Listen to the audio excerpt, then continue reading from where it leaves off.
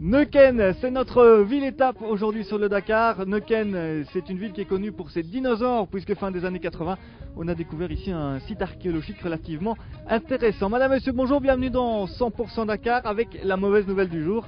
C'est l'abandon de Stéphane Enrard. Stéphane qui n'a pas survécu à ses problèmes techniques d'hier, problème de fabrication du buggy.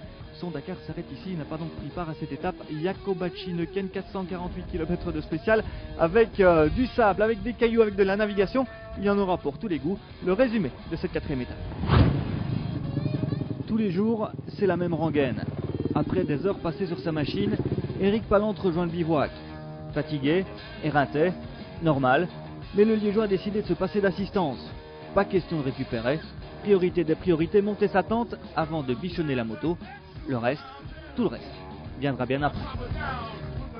Hier, par exemple, je n'ai pas eu le temps d'aller prendre une douche ou quoi que ce soit. Et je suis rentré dans ma tente, j'ai enlevé mes bottes et mes chaussures et je me suis écroulé parce qu'il était tard, il fallait se lever tôt demain. Donc se laver, ça passe après la moto, après la préparation du roadbook, après tout quoi.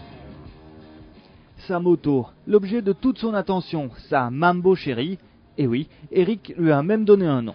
Elle s'appelle Mamba. Mamba, c'est le nom d'un serpent africain qui a la caractéristique d'avoir un sale caractère, d'être un peu agressif.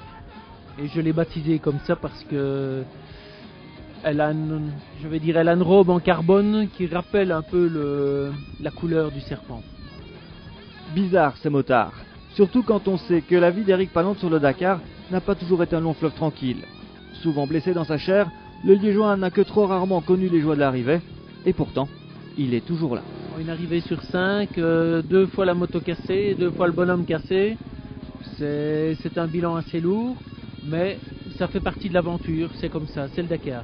Une fois qu'on a goûté à ce type d'aventure, c'est difficile d'en sortir le bras, la main et la jambe et tout le reste quoi. Le Dakar, pour Palante, c'est une véritable raison d'être. Aujourd'hui, étape sans souci pour Eric, il termine 105e.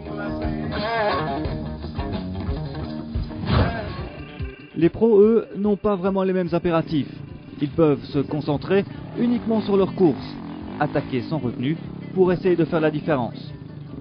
Marc Coma, une nouvelle fois, va marquer la journée de son empreinte. Nouvelle victoire d'étape devant Cyril Després. Je suis content de la manière dont ça se passe, mais on n'est nulle part dans la course. Je crois que le Dakar commence seulement aujourd'hui. En catégorie auto, duel Sainz à la TIA.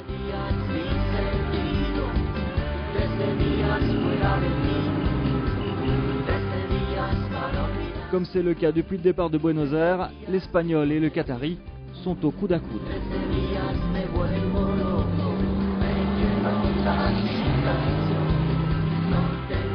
Aujourd'hui, ils ne se sont pas quittés d'une semelle sur l'ensemble de la journée.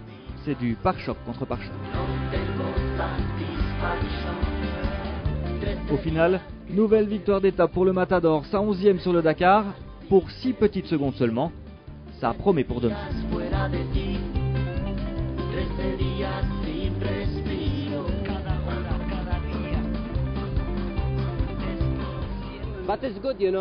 C'est bien, demain il ouvrira la route et dans les dunes, ce sera mieux pour moi.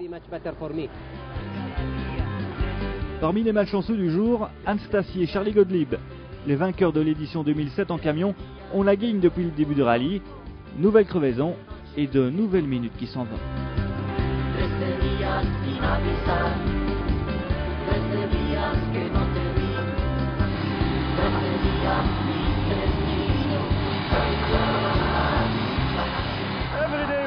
Chaque jour on a des soucis. Maintenant c'est l'Eritrac qui est en panne et j'ai encore dû m'arrêter. De longues minutes qui s'additionnent et qui jour après jour les écartent inexorablement de la course à la victoire.